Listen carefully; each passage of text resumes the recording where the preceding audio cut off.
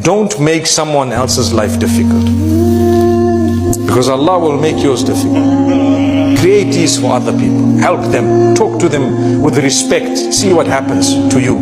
Your family members, speak properly to them. Watch your tongue. The way you talk, sometimes what you are saying is right, but the way you are saying it is so horrible. It hurts people. It offends them. They don't want to be in your company. You think the angels want to be in your company? Wallahi, they don't. Because the hadith says the angels are affected in the same way that a normal person from among the good Muslims would be affected. They'll go away. When you swear, the angels run away from you.